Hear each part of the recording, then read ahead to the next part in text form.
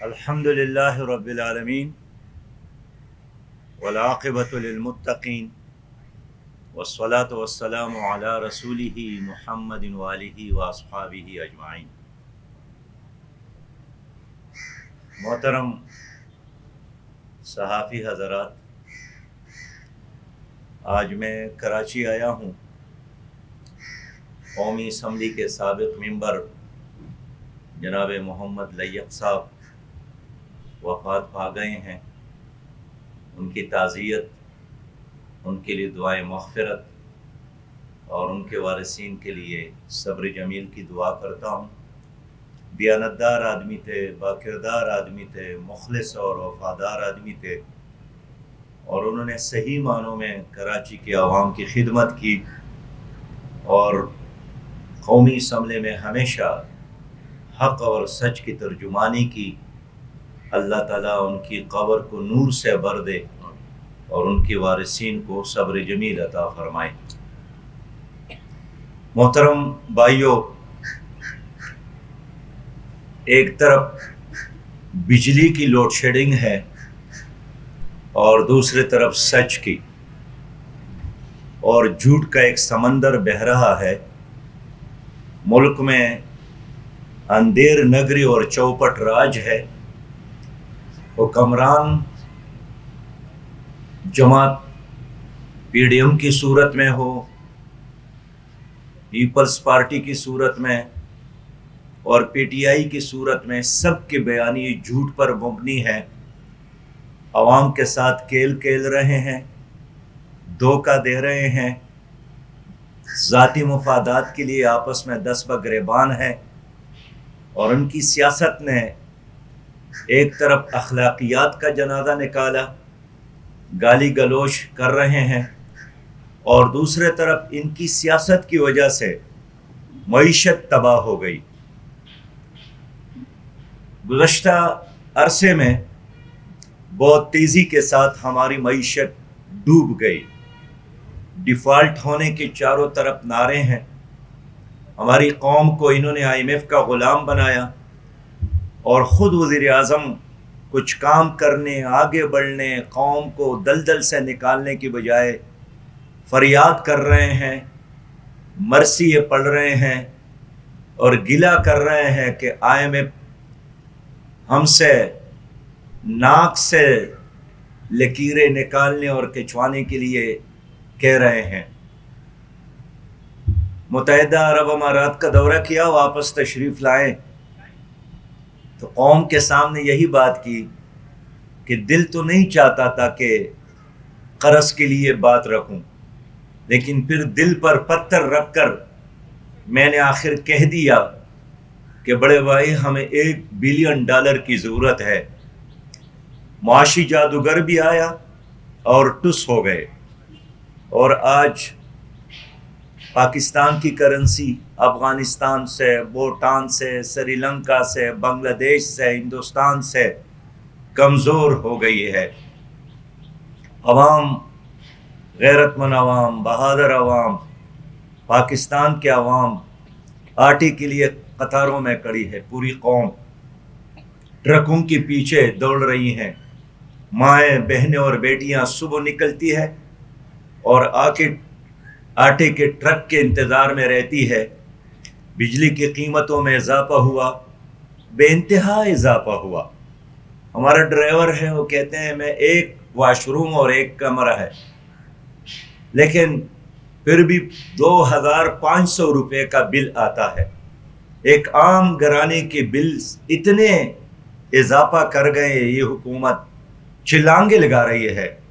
14.7 روپے فی یونٹ اضافہ۔ نہ کوئی مصیبت آئی ہے، نہ کسی نے ایٹم بم کا خدا نخواستہ حملہ کیا ہے، نہ کوئی طوفان اور زلزلہ، نہ کوئی جنگ کی کیفیت ہے، لیکن اس کے باوجود بھی ایک زبردست معاشی بدحالی کا سامنا ہے۔ صحیح بات یہ ہے کہ عوام بھی لاوارث ہے، حکومت بھی لاوارث ہے۔ ایل سی بند ہونے کی وجہ سے ہزاروں بحری جہازوں میں پڑے کنٹینر موجود ہے، اور لوگ اس کا کرایہ ادا کر رہے ہیں، اس کی وجہ سے کارخانے بند ہو گئے۔ تو ایک طرف یہ معاشی بدحالی ہے، اور دوسرے طرف لوٹ مار ہے۔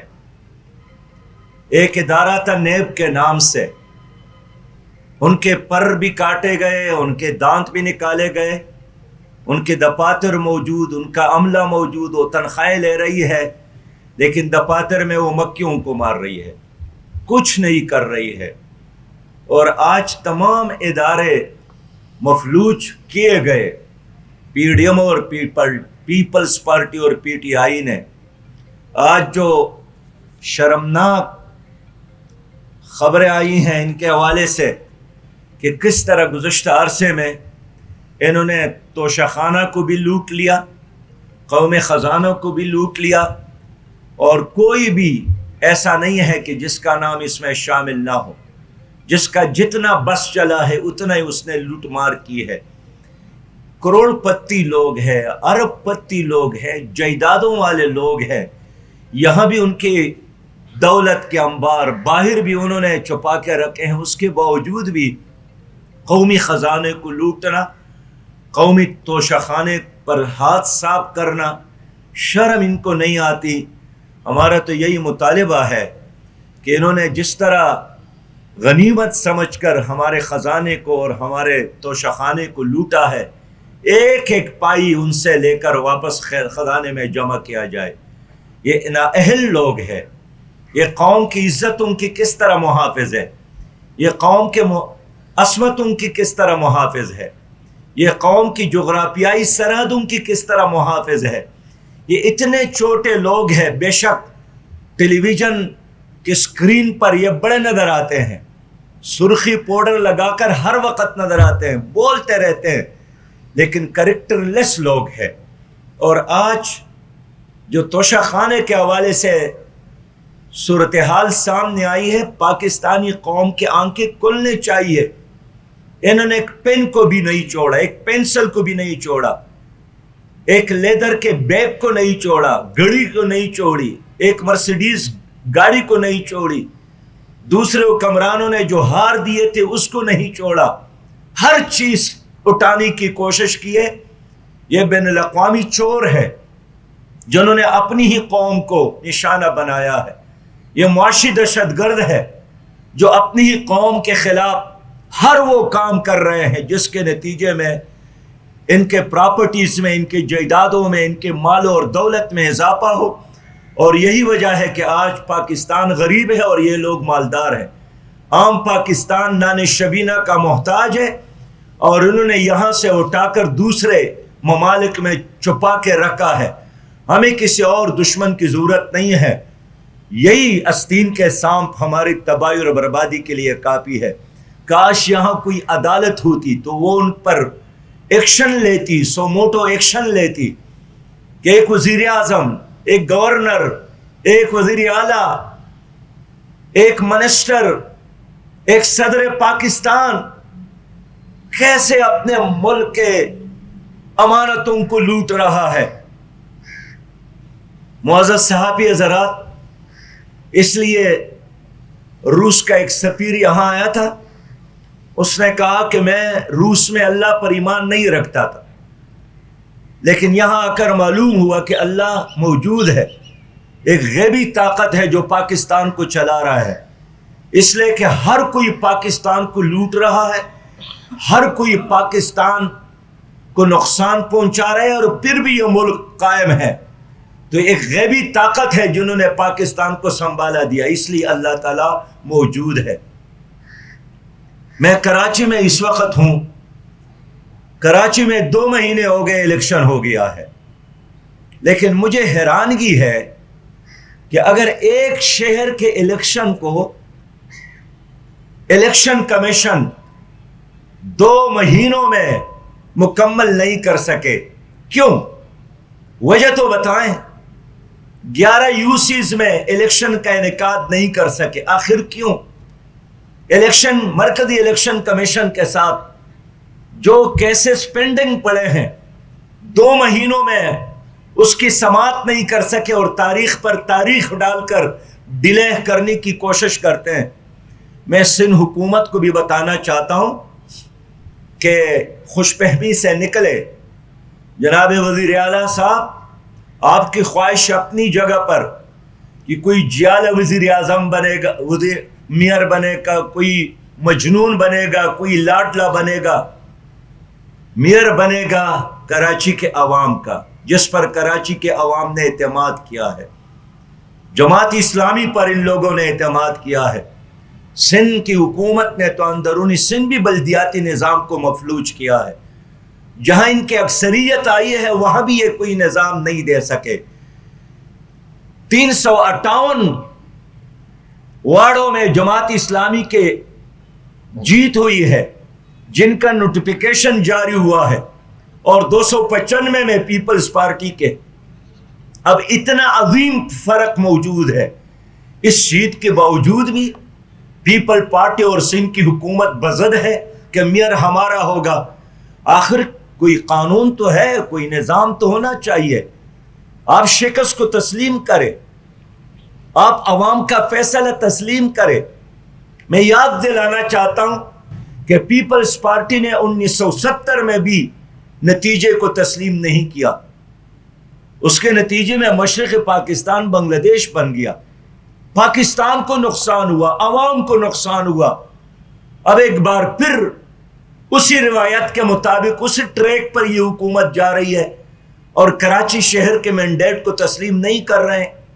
آپ نے سرکاری وسائل استعمال کیے، آپ نے انتظامیہ کو استعمال کیا، آپ نے آروس پر پریشر ڈالا، آپ نے ہر وہ کام کیا جو آپ کر سکتے تھے۔ لیکن اس کے باوجود بھی اگر کراچی کے لوگوں نے آپ کو قبول نہیں کیا، اب آپ کو نتیجہ تسلیم کرنا چاہیے۔ 2 مہینے آپ نے ضائع کیے۔ آج بھی میں کراچی میں گھوما پھرا ہوں، بخدا کنڈر سڑکیں ہیں، موہنجودڑو کنڈرات کی طرح کراچی ہے۔ ڈرینیج سسٹم تباہ ہے، سڑکیں تباہ ہے، بے روزگاری عام ہے، پانی نہیں مل رہا، بجلی کے لوڈ شیڈنگ ہے، تعلیمی ادارے نہیں چل رہے ہیں، اسپتال مفلوج۔ آخر کون اس شہر کو سنبھالا دے گا؟ اس لیے شہر کے لوگوں نے کوئی جذباتی طور پر فیصلہ نہیں کیا ہے، ماضی کی تجربات، مشاہدات کو دیکھ کر لوگوں نے جماعت اسلامی پر اعتماد کیا ہے۔ اس لیے ایک دن کے لیے بھی اگر آپ شہر کے فیصلے کو قبول کرنے میں تاخیر کرتے ہیں، آپ سندھ کے صوبے کے ساتھ زیادتی کر رہے ہیں، آپ کراچی کے عوام کے ساتھ بے وفائی کر رہے ہیں، آپ اپنی جمہوریت کے دعوے کے نفی کر رہے ہیں، اور یہ کبھی بھی آپ ہضم نہیں کر سکتے، یہ آپ کو کبھی بھی نصیب نہیں ہوگا۔ آپ بے شک عوام کا وقت ضائع کر رہے ہیں۔ میں الیکشن کمیشن سے بھی کہنا چاہتا ہوں کہ دباؤ میں آنے کی بجائے سچ کی بنیاد پر، میرٹ کی بنیاد پر، کل کیس ہے الیکشن کمیشن کی عدالت میں ان کو بھی یہی پیغام دینا چاہتا ہوں کہ پوری قوم، یہ پاکستان کا مسئلہ ہے، یہ ٹھیک ہے قومی شور اور بڑی ایشوز میں کراچی کا مسئلہ دب گیا ہے، لیکن کراچی ترقی کرے گا تو پاکستان ترقی کرے گا، کراچی آگے بڑھے گا پاکستان آگے بڑھے گا۔ تو الیکشن کمیشن کو بھی سوالات کا جواب دینا چاہیے کہ آخر وہ کون سا پریشر ہے جس کی وجہ سے انہوں نے اب تک ان کیسز کا ڈیسیجن نہیں دیا جس کے عوام انتظار میں ہیں۔ محترم صحافی حضرات، اس وقت پاکستان میں جو سچویشن ہے وہ آپ کے سامنے ہے۔ معاشی بدحالی ایک طرف، اخلاقی اور سیاسی زوال دوسرے طرف، تمام ادارے ناکام، مفلوج، بے توقیر ہو گئے۔ نہ الیکشن کمیشن پر اعتماد، نہ عدالتوں پر اعتماد، نہ ایوانوں پر اعتماد۔ میری زندگی میں کم از کم ایسا ناکام نظام جو اس وقت موجود ہے پاکستان میں نے نہیں دیکھا۔ کوئی ذمہ داری قبول کرنے والا نہیں ہے، اور حکومت میں جتنے لوگ شامل ہیں کوئی پارٹی عوام کی بات سننے کے لیے تیار نہیں ہے، سب لوٹنے کے موڈ میں ہے، لوٹ مار میں اس وقت سب مصروف ہے۔ تو ان حالات میں اگر فیصلہ بھی ہوا ہے کہ 2 صوبوں میں الیکشن ہو، اور اس میں بھی KPK میں اب تک تاریخ نہیں آیا ہے، پنجاب میں تاریخ دیا گیا، لیکن اس کے باوجود بھی ملک کی سیاست میں کوئی اسٹیبلٹی نہیں آ رہی ہے۔ جماعت اسلامی اس لیے سمجھتی ہے کہ 2 صوبوں میں الیکشن سے مسائل حل نہیں ہوں گے، پولرائزیشن میں مزید اضافہ ہوگا اور اس کے نتیجہ کو بھی کوئی قبول نہیں کرے گا۔ مرکز میں پی ڈی ایم کی حکومت ہو وہ اثر انداز ہوگی، اور جب یہاں الیکشن بھی ہوں گے اس کے بعد جنرل الیکشن ہوگا، اس کے نتیجے کو بھی کوئی قبول نہیں کرے گا۔ اس لیے ہماری تجویز یہی ہے، پاکستان ایک ملک ہے تو قومی اسمبلی اور 4 صوبائی اسمبلیوں میں ایک دن الیکشن کا انعقاد ہو جائے، اور جزوی الیکشن جب الیکشن کمیشن خود کہتے ہیں کہ 72 بلین روپے اس پر خرچ آتا ہے، تو ایک طرف لوگ نان شبینہ کا محتاج اور دوسرے طرف آئندہ 5-6 مہینوں میں آئین کے مطابق اگر آپ 1، 2 اور 3 الیکشن کا انعقاد کرتے ہیں تو ان کا بوجھ بھی عوام پر آئے گا۔ یہ فیوڈلز، یہ سرمایہ دار، یہ بیوروکریٹ یہ تو بوجھ نہیں اٹھا رہے ہیں، پھر بھی غریب لوگوں کے جیب پر بوجھ آئے گا۔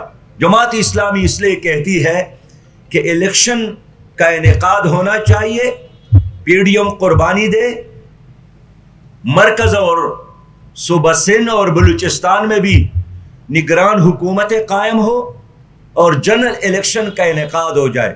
الیکشن سے پہلے الیکشن اصلاحات بھی ضروری ہے، تمام سٹیک ہولڈر کو بٹھا کر نظام پر اتفاق یہ ضروری ہے، ورنہ اس الیکشن کے نتیجے میں دیکھتا ہوں کہ ایک اور بربادی اور تباہی ہمارے انتظار میں ہے۔ اس وقت پورے ملک میں مردم شماری ہو رہی ہے اور کراچی میں بھی۔ آپ کو یاد ہوگا کہ جب گزشتہ عرصے میں مردم شماری ہوئی تھی تو کراچی کے لوگوں کے بڑے تحفظات تھے، اور پھر مرکزی حکومت نے وعدہ کیا تھا کہ ہم دوبارہ بعض علاقوں میں دوبارہ مردم شماری کریں گے سیمپل کی طور پر، لیکن وہ وعدہ مرکزی حکومت نے نہیں نبھایا۔ اب پھر اس پر تحفظات ہے، جماعت اسلامی نے بھی اس پر اپنے تحفظات کا اعلان کیا ہے، خود آج سندھ حکومت نے بھی کہا ہے کہ ہمارے بھی تحفظات ہیں۔ تو میں یہی کہنا چاہتا ہوں کہ اس مردم شماری سے پہلے تمام سٹیک ہولڈر کو بٹھایا جائے اور تمام معلومات تک رسائی دی جائے تاکہ مردم شماری ہو، گنتی ہو تو اس پر پھر کسی کا اعتراض نہ ہو۔ ہمارے کراچی میں الحمدللہ جماعت اسلامی نے حافظ نعیم الرحمان صاحب کی قیادت میں ایک زبردست مہم چلائی، اس شہر کے مسائل کو ایڈریس کیا، مسلسل اس پر تحریک چلائی، مہمات چلائے، اور اس کے نتیجے میں کراچی کے لوگوں کو یقین ہو گیا کہ جماعت اسلامی ہی ہمارے لیے ایک نجات دہندہ جماعت ہے۔ میں پوری قوم سے یہی اپیل کرتا ہوں کہ Peoples Party, P D M اور پی ٹی آئی ایکسپوز ہو گئے، یہ اصل میں بین الاقوامی اسٹیبلشمنٹ کے فیسیلیٹیٹر ہے، یہ ہر وہی کام کرتا ہے جو آئی ایم ایف اور ورلڈ بینک کے ڈکٹیشن ہو۔ انہوں نے قرضے بڑھائے ہیں 27,000 ارب سے زیادہ کر کے، انہوں نے 63,000 بلین تک پہنچایا۔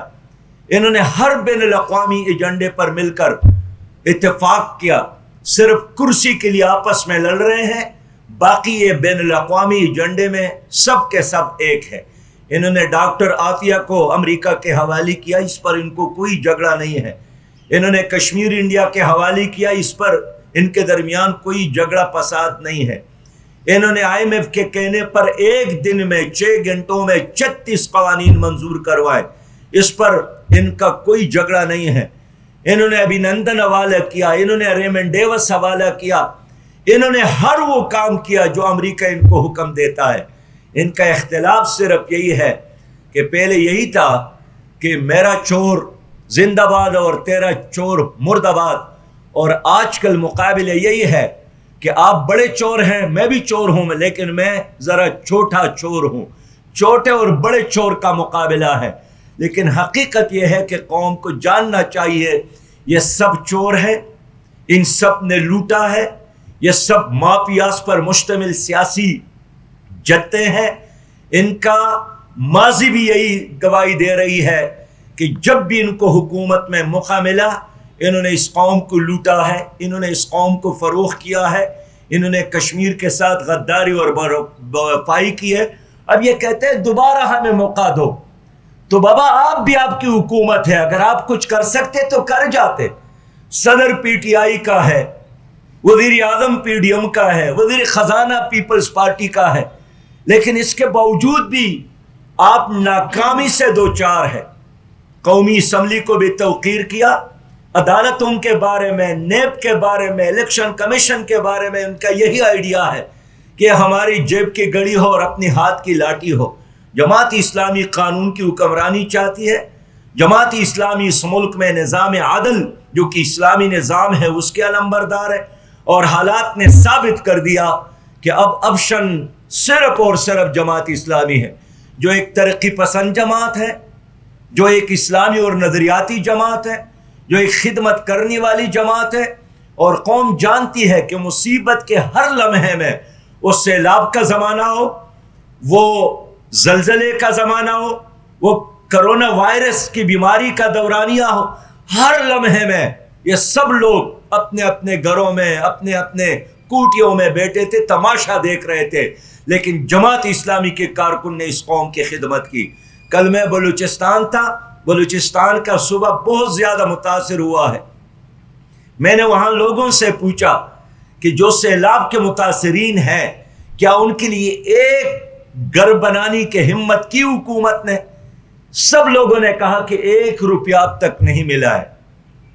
میں سندھ میں گیا، وہاں ایک گھر کی تعمیر کے لیے حکومت نے پیسہ نہیں دیا۔ میں جنوبی پنجاب گیا، ایک گھر کی تعمیر کے لیے حکومت نے پیسہ نہیں دیا۔